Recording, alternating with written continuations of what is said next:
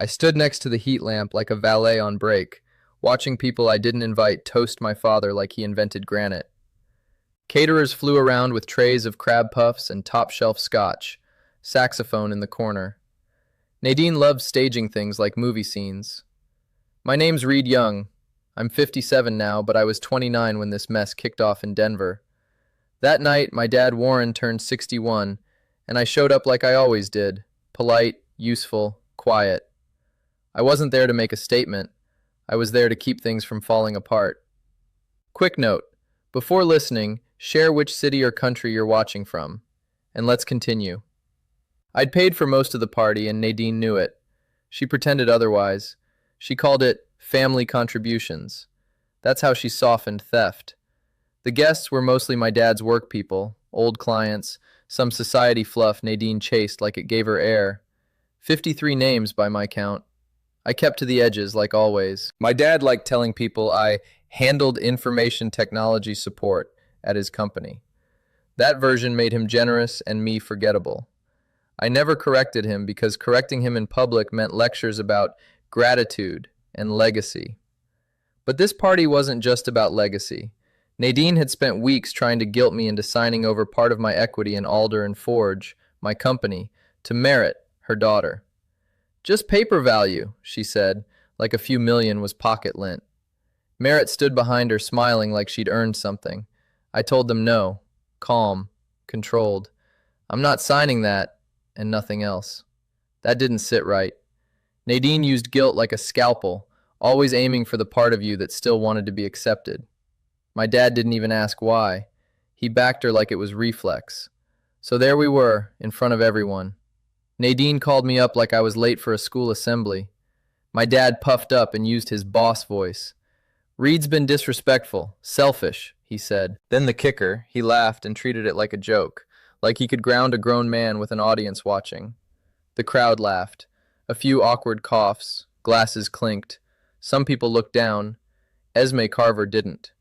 She stared at me like she saw through the show. My dad wrapped it with a fake cheerful, "Discipline is love" kind of line. I didn't flinch, didn't defend myself. I stood there long enough to let the whole room feel it. And that's when it clicked. This wasn't about family. This was performance. He wanted control, and he used humiliation as his stage. So I walked past the bar, didn't say a word, and went straight for the coat closet. I didn't even take my coat off when I got home that night. I just dropped it on the hook and went straight to my office upstairs, shut the door, and opened the file. The receipts, every transfer, every joint expense that somehow became, Reed will cover it, $7,650 a month, on the dot, for 36 months straight. Greenwood Village wasn't cheap, and neither was pretending I didn't exist. Nadine had this way of treating my paycheck like it came from a family trust. She never asked. She just assumed. The mortgage, the landscaping, the upgrades she justified as making it presentable, it all slid under the umbrella of shared benefit. But nothing about it was shared. I was subsidizing a performance I never auditioned for. Meanwhile, my real work happened miles away, behind a badge and in a tower they never set foot in. Alder and Forge compliance wasn't some scrappy side gig. It was a licensed, regulated, inspected operation. We handled third-party certifications for commercial builds across 3 states.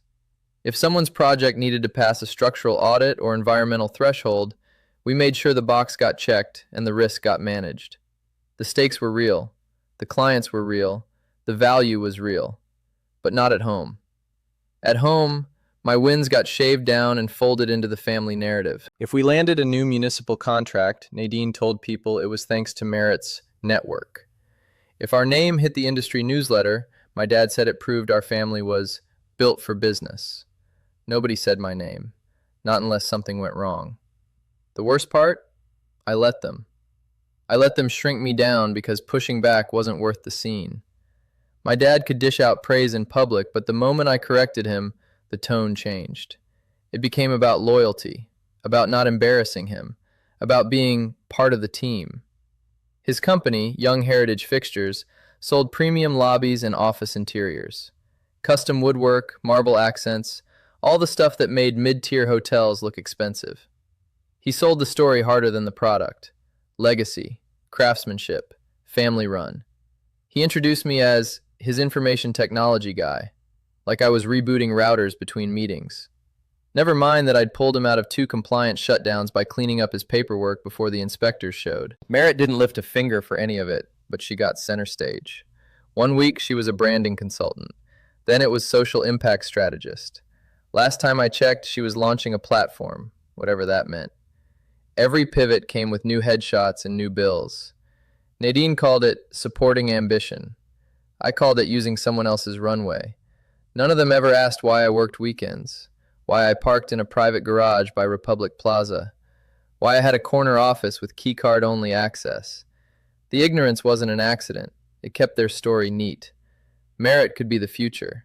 Nadine could be the architect. My dad could be the founder. I was just the quiet guy with a bank account. But I kept records. Not out of spite, out of instinct. Because people who erase you will rewrite you. Kendra, my attorney, once said, "Facts are boundaries that fit in a folder." That folder was open on my desk that night, and I added a new label. Birthday party.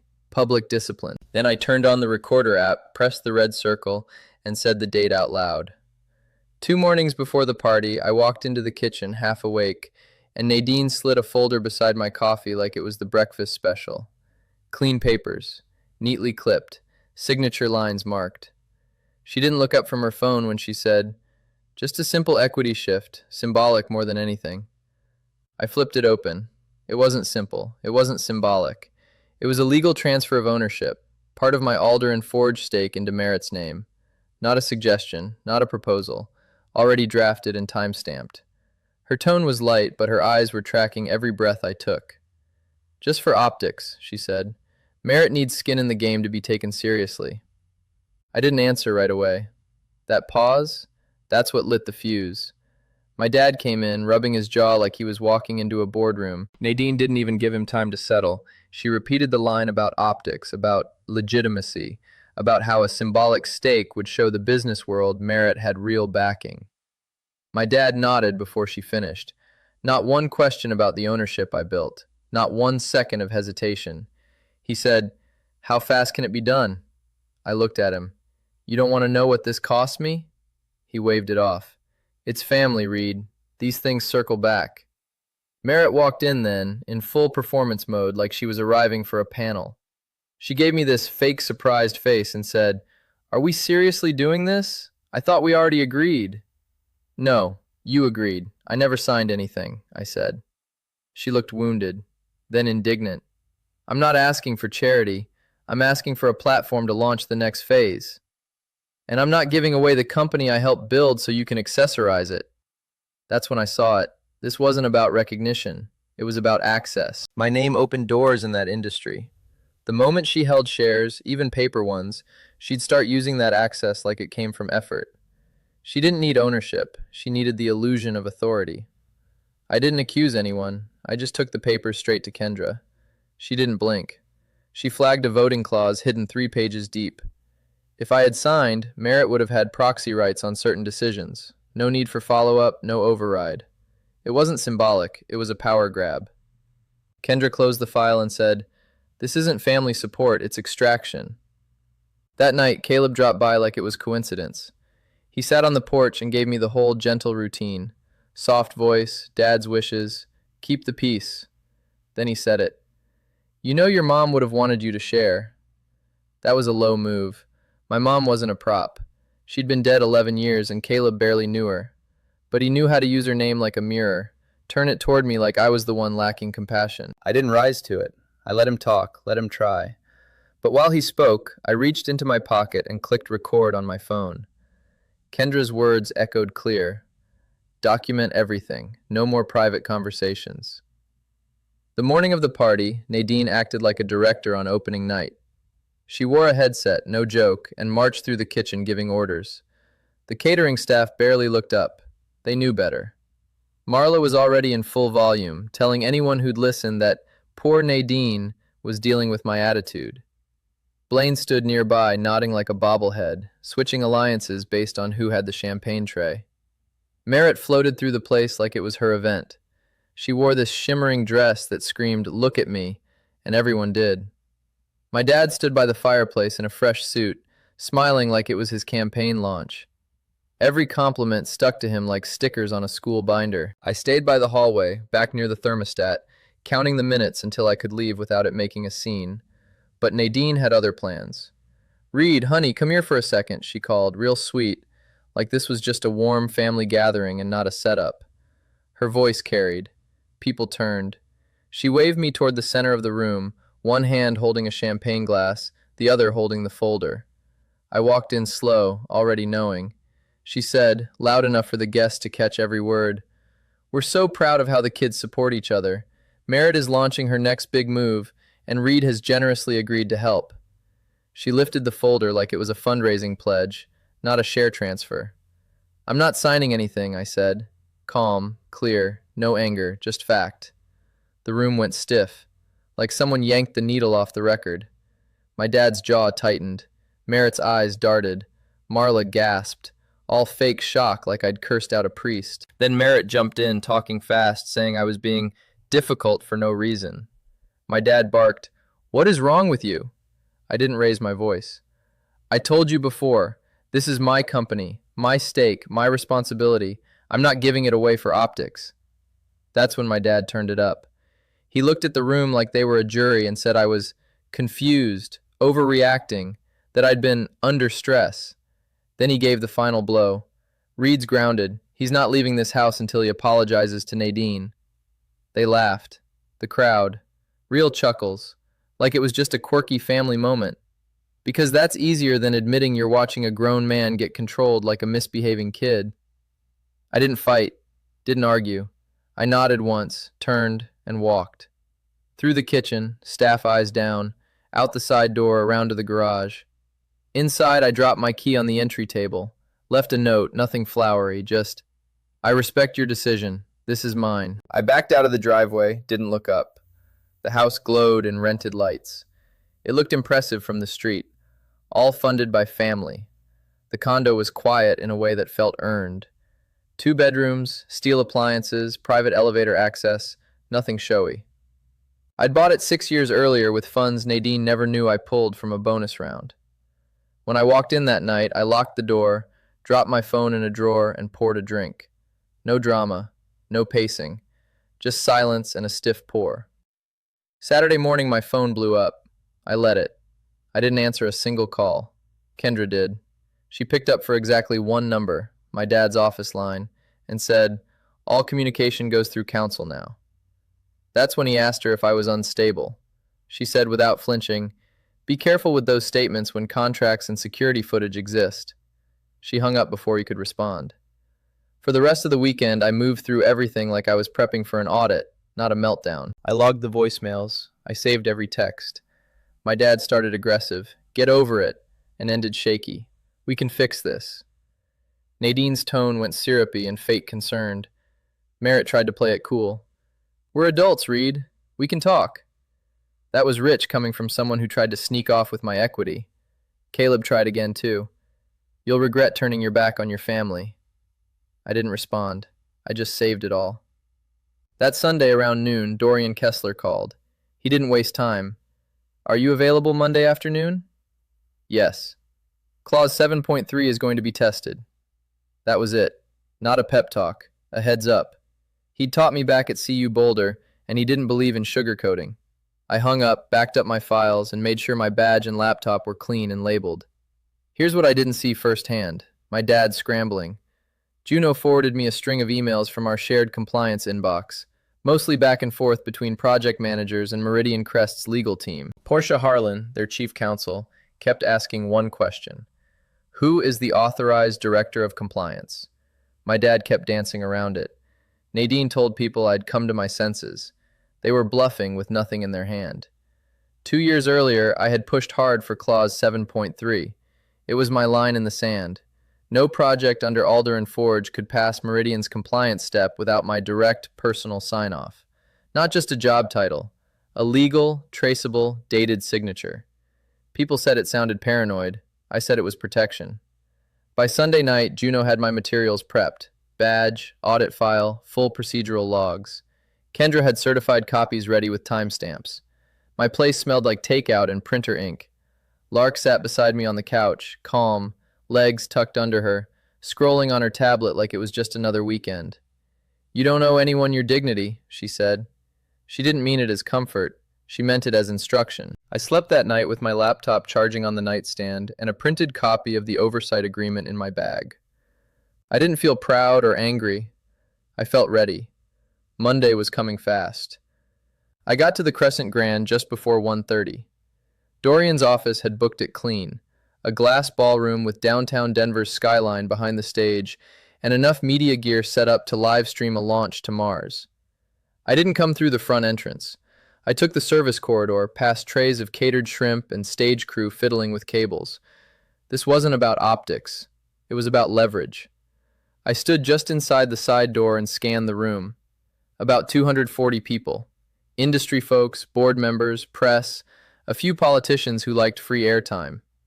My dad was at the front, laughing like nothing was wrong. Nadine clung to his arm like she hadn't tried to gut me 3 days ago. Merritt was in designer white, like it was her wedding. I kept my badge tucked in my pocket, but ready. I watched as my dad took the mic and gave the opening speech.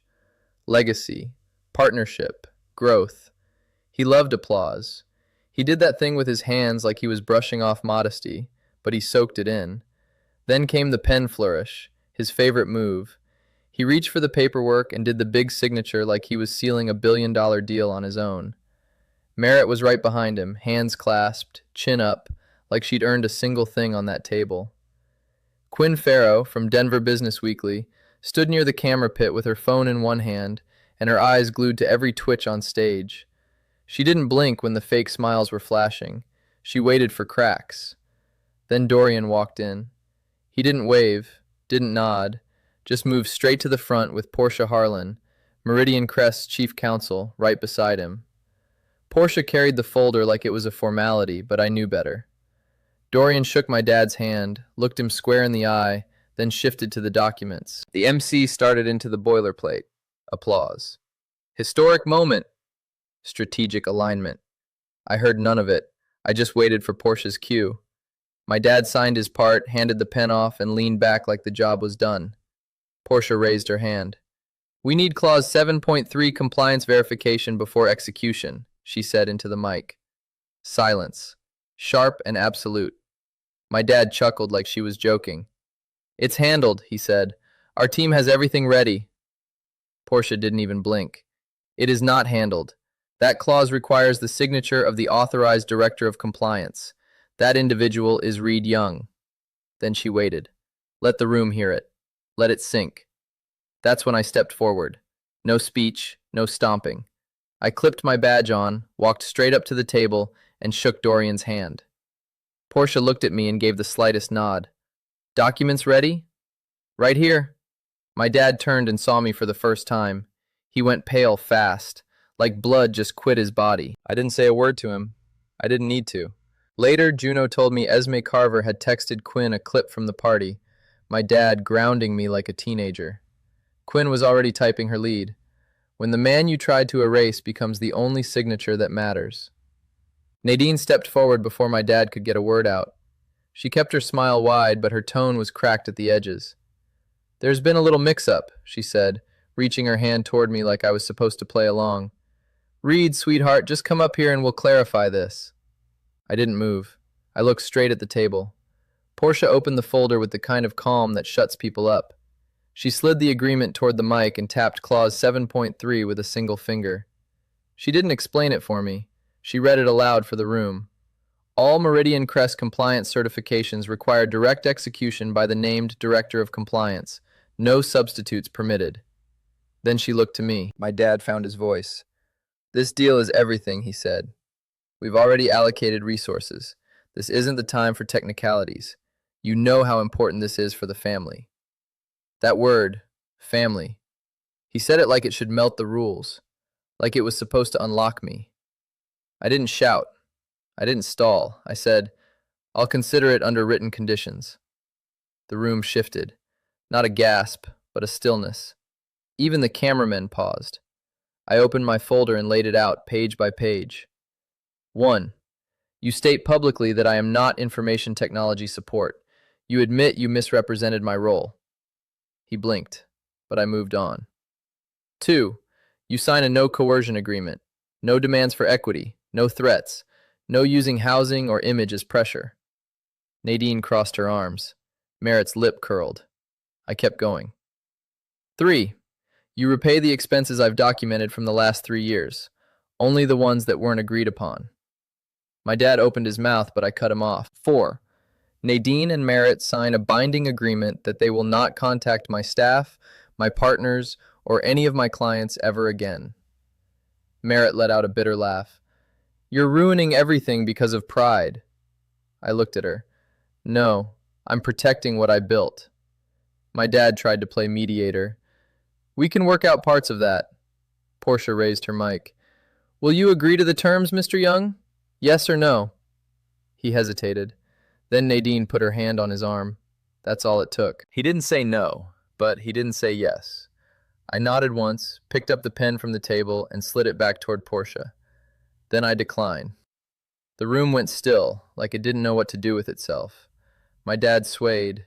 Nadine's face tightened into something hard and angry. Merritt stared like she didn't know what she was looking at. Dorian didn't flinch. He just stood there, eyes on me, like he'd been waiting to see whether I'd flinch. Later, I found out the live stream chat had exploded. And Quinn? She'd already posted the headline draft in her notes app. The moment I slid the pen away, Portia turned to the mic and said, Meridian Crest will not proceed without full Alder and Forge oversight, per the terms. That was it. No dramatics, just a legal closing statement, the kind that makes it final. People started drifting out in small clusters, phones out, voices low, eyes locked anywhere but on my dad.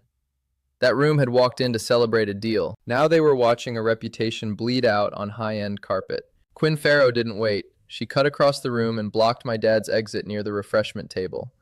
I watched the clip later. He tried to laugh it off, said I wasn't the official signatory. Quinn didn't even blink. She pulled up my professional filings, read the exact title aloud, and then pulled up the birthday video, the grounding clip, Esme's footage. That's the moment it hit him. It wasn't just about losing the contract. It was about how he looked doing it. The next 48 hours hit fast. Young Heritage Fixtures lost 2 pending contracts, both paused for compliance concerns. One vendor asked for payment ahead of schedule, citing reputational instability. Kendra kept me in the loop on the legal traffic. The rest I got through quiet texts and nervous emails from people who used to copy me on nothing. Meanwhile, Nadine started rewriting her part like always. She told a few people my dad had hidden financial information from her, like she'd been in the dark. This was the same woman who sat at a dinner table demanding my equity like it was a group donation. Merritt cracked faster. She blamed Nadine in one room, then blamed my dad in another, then tried blaming me when Quinn requested a comment. But the nail came from a mistake. One of the reps at Lamont Supply forwarded a thread to Juno by accident. That email showed Merritt promising a share transfer as part of a strategic guarantee tied to a separate venture. It wasn't vague. It was typed, time-stamped, and linked to my name. According to Caleb, when my dad read it, he didn't blow up. He didn't ask if it was real. He just froze. That wasn't fatherhood. That was PR failure. He wasn't heartbroken. He was humiliated. The shift happened fast. Caleb stopped trying to be a bridge. Marla stopped sending guilt-ridden scripture quotes. Blaine disappeared like he'd never existed. Nadine dropped the honey tone and stuck to silence. And my dad? He stopped calling me. He started calling Kendra. He wasn't looking for grace. He was looking for terms. I showed up at Alder and Forge the next morning like it was any other Monday. Because for me, it was. I didn't care about press cycles or whispers. I cared about the process, audits, clear paperwork, risk mitigation. Juno had a fresh log open for all family contact attempts. Kendra sent cease notices that were cold, perfect, and legally bulletproof. No celebrations, no toasts. Lark and I ate Thai takeout on my couch that night while she folded laundry. We talked about what safe really meant. Not press silence, not NDAs. She meant food in the fridge, rest without anxiety, a home where no one weaponized your past. She didn't push me to reconnect with my dad. She pushed me to sleep 8 hours, to breathe through meals, to quit running off adrenaline like I still owed somebody an explanation. That's love in my book. My dad tried every route he could. First, the long emails with shaky apologies, then a voicemail just saying, I miss my son. Then he pivoted, used my mother's name again, said, she'd want you to come home. When that didn't work, he tried control dressed as calm. Let's fix this privately, no lawyers. I never answered. Kendra did. She told him if he wanted dialogue, it'd be through structured mediation. Witnessed, scheduled, and recorded. No surprise scenes. No more ambushes. Quinn's article dropped on Wednesday. It didn't praise me. It didn't slam him. It laid it out like an anatomy report. Corporate entitlement, image manipulation, and what happens when you push the wrong person off the stage they built. What stung my dad most wasn't losing the deal. It was losing the room. The circles he'd fought to impress were now using him as an example. Don't be that guy. Reputation first, paper second, people last. Dorian emailed me exactly one sentence. Principle has a cost. It also has a value. You handled it. Portia sent Kendra a formal note. Meridian Crest affirms full confidence in Alder and Forge's oversight controls. That wasn't flattery. That was legal reinforcement. And it meant more to me than a million streams of Esme's video. The fallout wasn't fire and lawsuits. It was quieter, more permanent. My dad's world lost shape, and mine, for once, stayed solid. The lie that I was background noise didn't hold anymore. Not with the documentation, not with the badge, not with the audience that saw it happen in real time. You can't make people unsee the truth. And I wasn't going back just to keep the lie comfortable. About 7 months later, on a cold Tuesday morning, Kendra forwarded me a short message from my dad. One line, no fluff, just, requesting coffee, public place, Lodo, my treat. It was the first time he didn't route it through guilt, family, or memory, just a request. I picked a corner table at Brim & Co., where the barista had a clear view. 2 exits, one in front, one near the restroom hallway. That habit never left. Control your setting, especially when the emotional ledger is still open. He walked in slower than I'd seen him move in years. Hair more gray, shoulders pulled in, not collapsed, just adjusted. Like reality had finally finished sanding down whatever image he'd been trying to protect. He didn't start with excuses. He pulled off his coat, sat across from me, and said, I watched that birthday video. I hated the man I saw. I didn't say anything. He kept going. He told me Nadine had moved out 3 weeks after the Meridian collapse. Said she packed fast. Said Merritt stopped answering his calls once it became clear the money had dried up. The house was listed. He didn't ask me to save it. That was new. He tried to apologize, and for once it didn't come gift-wrapped in justification. He admitted he liked the lie, that I was support, background, helpful, because it let him stay at the center of the story. He said he didn't want to question Nadine because being alone terrified him after my mom died. I let him talk. I didn't reach across the table. I didn't interrupt. I listened the way you listen to a blueprint before a rebuild. Just measurements. Then he asked, can we try again? I didn't say yes. I said, under conditions. Therapy continues, non-negotiable. No business ties. Not now. Not ever again. If someone asks what happened, he tells the full truth. No edits. No vague language. No shifting it onto Nadine alone. And one more thing. If he ever uses my mother's name to sway me again, I walk. Permanently. No parting speech, no letters, just gone. He didn't argue. He nodded. Then he said something I didn't expect. Put it in writing so I don't mess it up. That's when I knew he understood the rules now. We agreed to coffee once a month for 6 months. No holidays, no family functions, no surprise drop-ins. Just presence with boundaries. When I walked out, I didn't feel warm or broken. I felt steady. Alder and Forge kept growing. Lark and I stayed solid. And my father, finally, had to live inside the truth he'd once tried to perform. That wasn't revenge. That was just what happens when reality finally walks on stage. Before you click away, here's what I want to know. If the people closest to you only respect you when you're useful, do you still keep the peace, or do you draw a hard line and walk? If you've got the hype feature, tap it to support this video and help it reach more people. Then please subscribe and hit like. It's one click and it matters a lot. And drop a comment, even just good story, or tell me what you would have done.